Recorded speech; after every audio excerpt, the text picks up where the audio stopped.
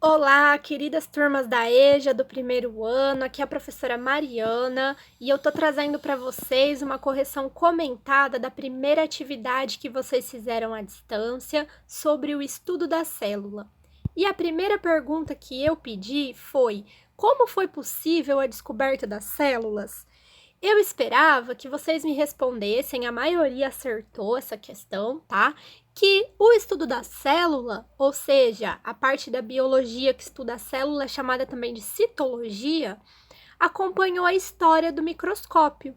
Então, a descoberta das células foi possível graças à descoberta dos microscópios, tá? O crédito da invenção dos microscópios, ele é discutível. Eu coloquei aqui a data de 1595 do primeiro microscópio para vocês, mas também temos registros que em 1590 os irmãos neerlandeses, que alguns de vocês citaram na atividade, já tinham desenvolvido um microscópio, tá? O importante dessa questão também, teve gente que comentou, era falar de quem descobriu as células, que foi o inglês Robert Hooke, observando pedacinhos pequenos de cortiça, que se trata de um tecido vegetal morto. A cortiça a gente conhece porque está na rolha dos vinhos, também está naqueles muraizinhos onde a gente pode pregar taxinhas, né? Como se fosse uma madeira bem macia, que é formada por células, e o que o Hooke viu foi cavidades pequenas de onde estariam essas células quando esse tecido vegetal estava vivo, fazendo parte de uma árvore, por exemplo, mas ele conseguiu ver a estruturinha da parede vegetal, que é resistente e que fica mantida mesmo depois de uma folha ter caído da árvore, por exemplo, ou da gente retirar a madeira da árvore, ela mantém-se ali preservada, tá?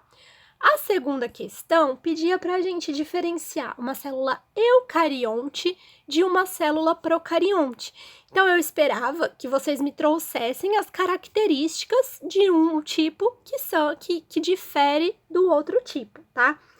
Procarionte, gente, lembra, eu falei na aula, né, para vocês lembrarem, procarionte primitivo.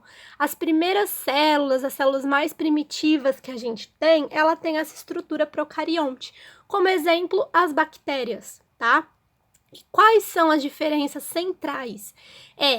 A falta de um núcleo definido. O material genético dessas células, ele não fica protegido por uma membrana chamada carioteca, no caso, né? E essas células, elas também são primitivas por quê? Porque várias das organelas que a gente vai estudar que existem nas células, essas bactérias, por exemplo, não têm, tá? E também não tem o citoesqueleto, que é algumas estruturas que ajudam a dar a forma, a sustentar a célula, tá? E aí, eucariontes, então, elas vão ter essa carioteca que envolve o material genético, delimitando um núcleo. Vai ter uma diversidade de organelas que a gente vai falar nas próximas questões. Tem o citoesqueleto e, como exemplo, a gente tem as células dos seres vivos, animais e vegetais, tá? E aí, agora a terceira questão. Pedia então para a gente falar quais as organelas existentes nas células dos seres animais. Eu vou trazer essa figura aqui para vocês olharem, no caso vocês podiam apenas fazer uma lista ali, né? Então, complexo de Golgi ou Golgiense, ribossomos, que é uma das únicas que os seres procariontes também têm, tá? Ribossomos as bactérias têm. Retículo endoplasmático, temos dois, o não granuloso, que antigamente era chamado de liso, e o retículo endoplasmático granuloso.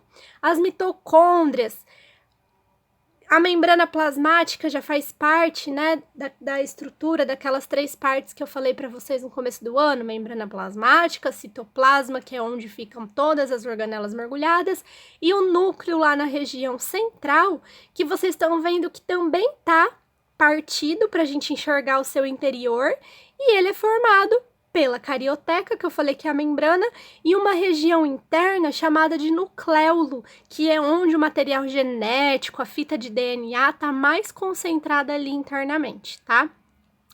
A gente tem vesículas de secreção, a gente tem centríolos que ajudam na divisão celular, a gente tem microfilamentos e a gente tem os lisossomos. Eu coloquei aqui também as funções dessas organelas, porque é importante a gente saber tudo que nós fazemos se deve ao trabalho das células, e é lá dentro que tudo, né, no nível químico, molecular, acontece. Então, os ribossomos, eles ajudam a fabricar as proteínas, síntese tem esse sentido de produção. Centríolos ajudam na divisão celular e quando é um tipo de célula que tem cílios, como as células da nossa traqueia, ou flagelos, como o espermatozoide, é o centríolo que vai orientar e ajudar na produção dessa estrutura. Retículo endoplasmático, os dois têm a ver com a produção. O retículo endoplasmático rugoso tem esse nome, ou granular, porque ele tem, quando você observa no microscópio, pequenos grânulos acoplados nele, que se sabem ser ribossomos que estão ali. E como o ribossomo ajuda a formar proteína, o retículo endoplasmático rugoso ou granular, que tem esses ribossomos acoplados, também atuam na síntese de proteínas, tá? O retículo endoplasmático não granuloso ou liso, ele é responsável pela produção ou síntese de lipídios. O complexo de Golgi vai fazer o armazenamento e a secreção de substâncias que são produzidas para a célula, mas às vezes precisam atuar fora dela, ainda dentro do nosso corpo. Vacúolos são organelas que conseguem armazenar água no seu interior. As células animais a gente vai ver que não tem ou tem vacúolos pequenos, enquanto as vegetais têm grandes vacúolos.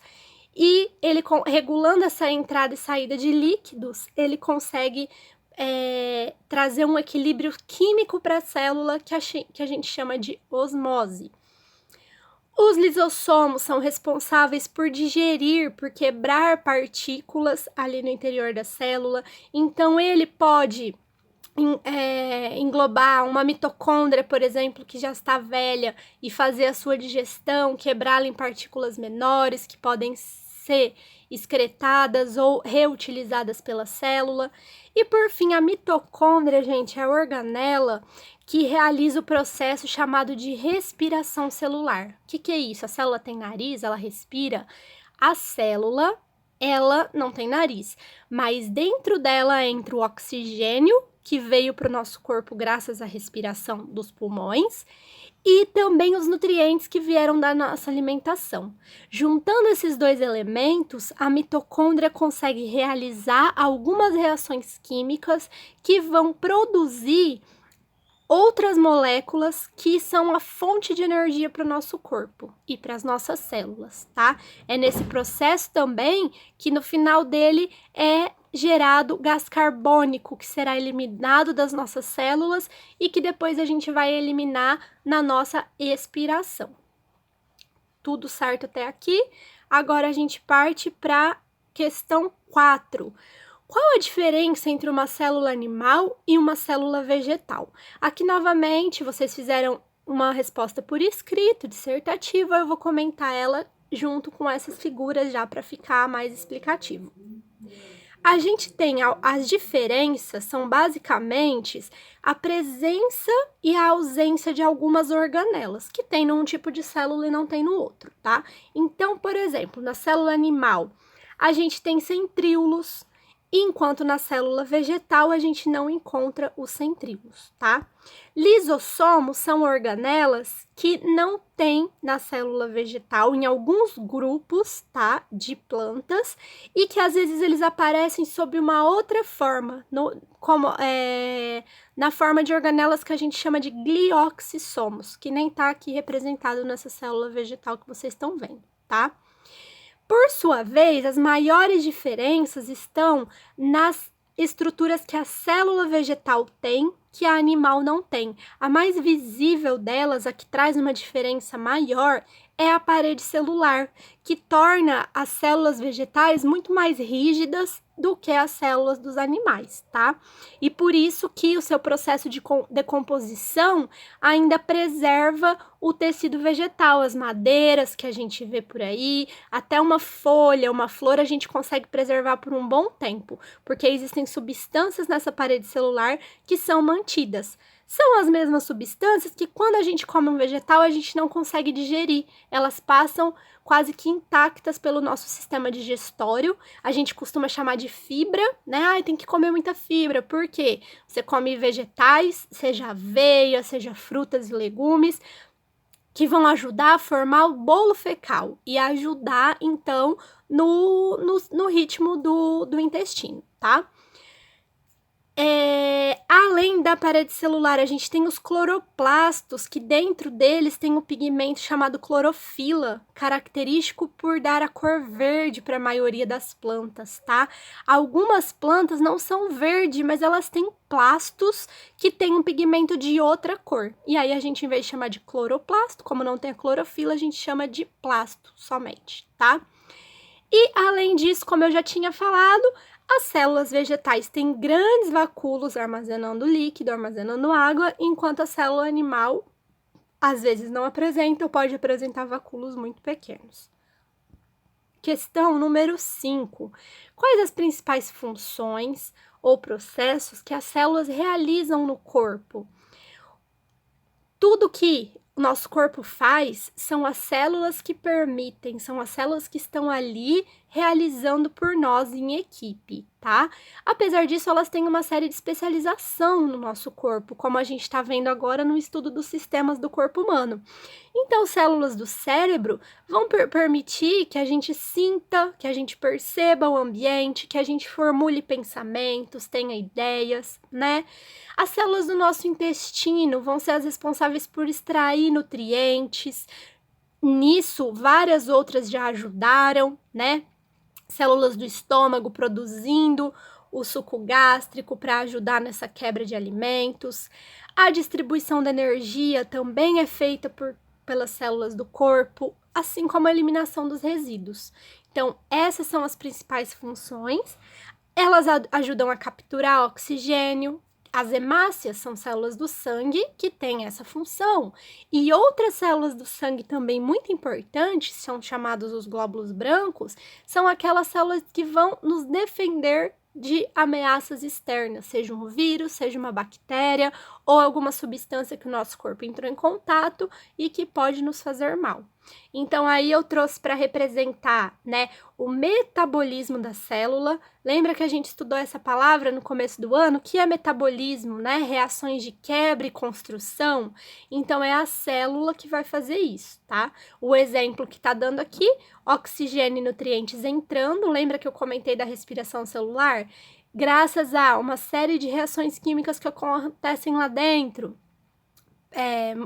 Muito responsável é a mitocôndria por esse processo, vai gerar moléculas de energia que podem ser usadas por essa própria célula ou distribuídas e liberar calor para o nosso corpo, vapor d'água, moléculas de água e o gás carbônico que eu comentei com vocês. Por último, gente, tinha uma questão que fala para vocês, né? Vida, metabolismo, célula.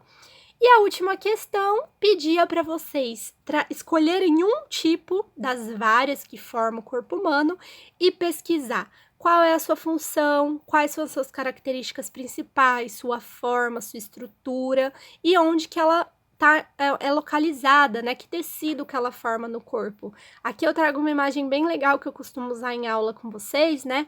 Que faz como se fosse um raio-x do corpo humano. Então, a gente teria na nossa pele, né, uma camada de células de revestimento que a gente chama de epitélio, e essas células, como elas são? Elas têm esse formato hexagonal, às vezes cuboide, é uma camada de células, e aí teria que explicar. Por dentro temos as células do músculo, que são as únicas que têm a capacidade de movimento, a capacidade de contrair-se, né? O tecido nervoso, que eu falei para vocês, são os neurônios principalmente, mas tem outros tipos de célula formando ele. Teve gente que deu exemplo, que fez essa pesquisa sobre as células da glia, e tem uma outra série de células que formam a massa cinzenta, a massa branca, que forma o nosso tecido nervoso. Temos tecido conjuntivo de vários tipos no corpo. Aqui tá dando exemplo do tecido sanguíneo, que é formado pelas células do sangue. Para lembrar, gente, o significado de tecido na biologia é o quê? Conjunto de células. Já que o sangue é formado por um conjunto de células, a gente também pode considerar o sangue como um tecido, tá? Aqui também tem uma foto de alguns tipos, né? Que nem eu falei para vocês, como a gente encontra nos livros didáticos. Com destaque para essas aqui da direita, né? Temos um neurônio em cima, uma hemácia no meio, que é aquela que eu citei, que é a responsável por captar e carregar, transportar o oxigênio pelo nosso sangue. E por último, a gente tem um espermatozoide, que é uma célula bem específica também, né? Com uma função bem particular, que é a reprodução humana. Espero que vocês tenham gostado, aproveitem a correção, qualquer dúvida eu estarei disponível e seguimos o nosso trabalho com mais atividades. Grande abraço, bons estudos para vocês!